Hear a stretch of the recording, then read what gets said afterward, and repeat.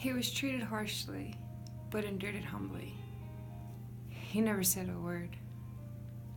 Like a lamb about to be slaughtered, like a sheep about to be sheared, he never said a word. His future death was clear, but a complaint you would not hear. As the hour drew near, he remained silent, a sinless man oppressed with violence.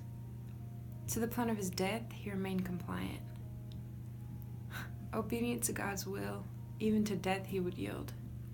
A death that would offer forgiveness. In his last breath, he prayed for the forgiveness of his oppressors.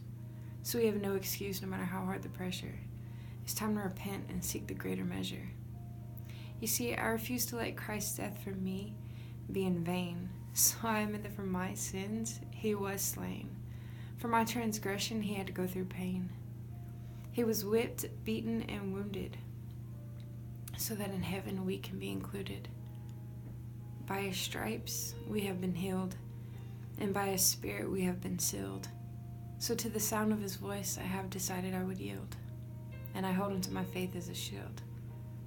You see, Christ accepted our punishment so he would fulfill the covenant. And because Christ agreed to accept death, I don't have to remain dead. I am able to come alive because of the death of a man who never told a lie. The death of a lamb without blemish, so that my mind, my soul could be replenished. Man found blameless, yet his death so gracious. Blood shed so we can be considered stainless. Washed in the blood of the Lamb, made new through the great I Am. On the cross he took our place, so we can be washed clean and saved by grace.